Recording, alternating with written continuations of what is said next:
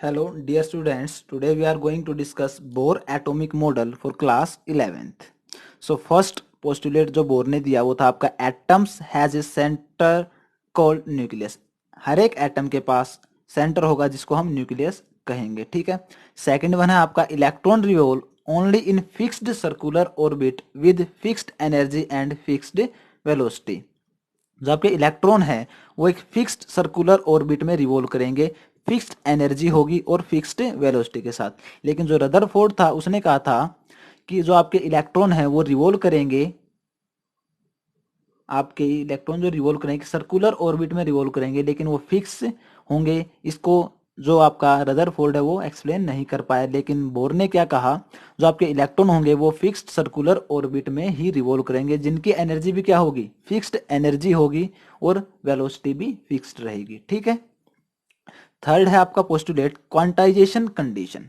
तो according to Bohr atomic model, Bohr ने एक क्वांटाइजेशन कंडीशन रखी, मींस जिसमें आपका कैसे एक्सप्लेन किया, electron revolve only in those circular orbit. जो आपके इलेक्ट्रॉन है वो रिवॉल्व करेंगे सिर्फ उन्हीं सर्कुलर ऑर्बिट्स में for which the angular movement, angular movement क्या है आपका, जिसको हम एल से डिनोट करते हैं, इज इंटीग्रल मल्टीपल। वो आपका इंटीग्रल मल्टीपल होगा किसका, एच अपॉन टू पाई। एच क्या है यहाँ पे, प्लैंक्स कांस्टेंट है, जिसकी वैल्यू 6.636 इंटू 10⁻34 जूल्स सेकंड होती है, ठीक से, ठीक है। मींस आपका जो इलेक्ट्रॉन रिवॉल्व करेगा सर्कुलर ऑर्बिट में वो एंगुलर मोमेंटम के इंटीग्रल मल्टीपल के साथ ही रिवॉल्व करेगा। मींस जो आपका एंगुलर मोमेंटम है उसका जो इंटीग्रल मल्टीपल है उसकी वैल्यू एच अपॉन टू पाई है। मींस ये आपका न्यूक्लियस है, इसके चारों तरफ ये इलेक्ट्रॉन है। तो आपका इलेक्ट्रॉन मींस जो आपका एंगुलर मोमेंटम है वो फर्स्ट सेल के लिए एच अपॉन टू पाई है। या तो आपका इलेक्ट्रॉन एच अपॉन टू पाई के साथ एंगुलर मोमेंटम के साथ रिवॉल्व करेगा, या जो उसका एंगुलर मोमेंटम होगा वो टू एच अपॉन टू पाई, या जो इलेक्ट्रॉन होगा आपका मीन्स जो आपके L इज इक्वल टू होगा 3h अपॉन टू पाई। मीन्स जो मल्टीपल होगा किसका होगा, h अपॉन टू पाई। h अपॉन टू पाई का मल्टीपल ही होगा जिन आपके जो ऑर्बिटल हैं उनके अंदर जो आपका इलेक्ट्रॉन रिवॉल्व करेगा। Angular momentum of electron is quantized. Means जो एंगुलर मोमेंटम है जो L है आपका वो क्वांटाइज्ड है, मीन्स आपका available in fixed amount. Means आपका क्या है, क्वांटाइज का क्या मतलब है आपका, available in fixed amount. Available in fixed amount, जो इलेक्ट्रॉन होगा वो एक फिक्स्ड अमाउंट की एनर्जी के साथ रिवॉल्व करेगा, वो आपका किसका मल्टीपल होगा, एच अपॉन टू पाई। वन एच अपॉन टू पाई हो सकता है, टू हो सकता है, थ्री हो सकता है, फोर हो सकता है, लेकिन आपका 1.5 2.5 मीन्स आपका फिक्स्ड होगा, ना कि आपका 1 पॉइंट या 2.3/2 फ्रैक्शंस में आपका नहीं होगा।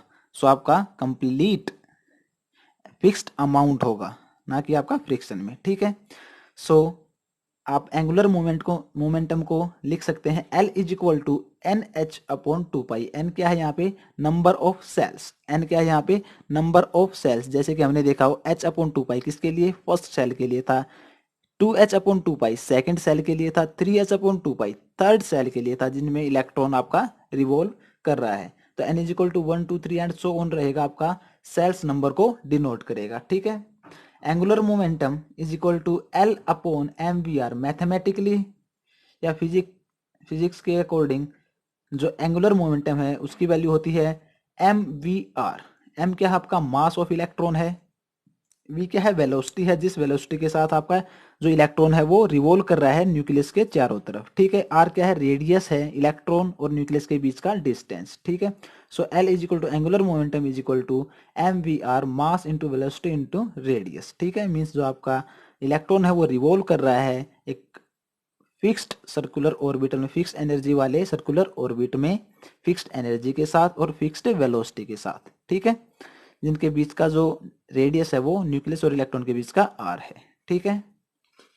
सो we can write M V R is equal to N H upon two pi. दोनों ही आपका क्या है, एंगुलर मोमेंटम की वैल्यू है। तो बोर क्वांटाइजेशन कंडीशन आपकी यही कहती है, यही आपकी क्या है, Bohr quantization condition. Means M V R is equal to N H upon two pi. यही आपकी क्या है, बोर क्वांटाइजेशन कंडीशन, इक्वेशन 1 डाल लीजिए इसको। फोर्थ पोस्टुलेट पढ़ते हैं हम। While revolving, the electrostatic force between electron and nucleus provide centripetal force। जब इलेक्ट्रॉन रिवॉल्व कर रहा है, जब आपका इलेक्ट्रॉन रिवॉल्व कर रहा है न्यूक्लियस के चारों तरफ, तो वो एक इलेक्ट्रोस्टैटिक फोर्स क्रिएट करता है इलेक्ट्रॉन और न्यूक्लियस के बीच में, टू प्रोवाइड सेंट्रीपिटल फोर्स। सो आपका जो सेंट्रीपिटल फोर्स है वो क्या है, force present between two opposite charge. जो इलेक्ट्रॉन रिवॉल्व कर रहा है न्यूक्लियस, न्यूक्लियस के पास कैसा चार्ज होता है आपका पॉजिटिव, इलेक्ट्रॉन कैसा चार्ज आपका नेगेटिव।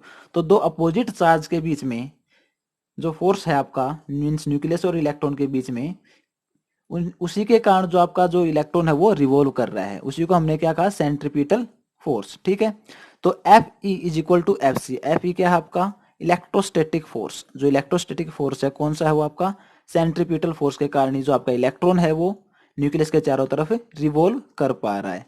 तो यहाँ से हम डिफाइन करेंगे F E and F C, आपका electrostatic force and centripetal force को। सो इलेक्ट्रोस्टैटिक फोर्स के लिए हमने एज्यूम किया, let we have two charge having R distance between them. दो चार्ज हमारे पास Q1 एंड Q2 जिनके बीच में आर डिस्टेंस है। ठीक है, force between them that will B F E. जो इलेक्ट्रोस्टैटिक फोर्स होगा उनके बीच में वो होगा आपका F E is equal to 1/4 pi epsilon, ये आपकी कांस्टेंट वैल्यू है, Q1 Q2 upon R square. If both charge are opposite, अगर दोनों चार्ज आपका Q1 और Q2 अपोजिट हैं तो वहां पे आपका फोर्स ऑफ अट्रैक्शन प्रेजेंट होगा। अगर आपके दोनों charge Q1 and Q2 means आपके सेम है तो वहां पे आपका क्या होगा, रिपल्सिव फोर्स प्रेजेंट होगा। ठीक है, अगर बात करें centripetal force and particle of mass moving in a circular orbit, और कोई m मास का पार्टिकल एक सर्कुलर ऑर्बिट में क्या कर रहा है, मूव कर रहा है विद ए रेडियस r, और r उसका रेडियस है न्यूक्लियस के साथ, and with velocity v velocity के साथ।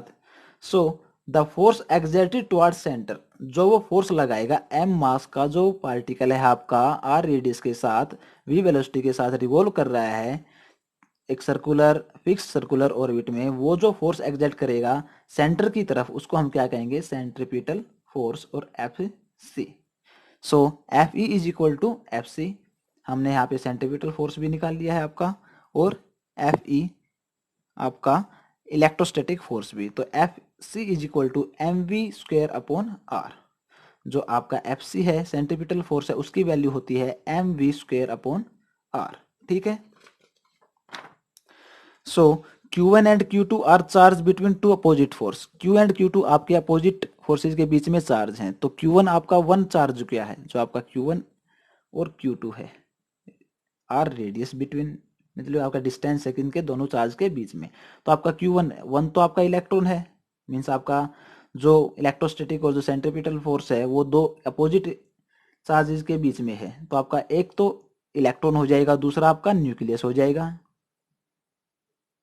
मीन्स जो Q2 चार्ज है वो आपका चार्ज ऑन प्रोटॉन है, न्यूक्लियस पे चार्ज किसकी वजह से होता है, प्रोटॉन की वजह से। नंबर ऑफ प्रोटॉन, जिसमें नंबर ऑफ प्रोटॉन का किससे डिनोट करते हैं हम, Z से। ठीक है, तो चार्ज ऑफ प्रोटॉन कितना होगा, जितना आपके पास प्रोटॉन के नंबर प्रेजेंट हैं।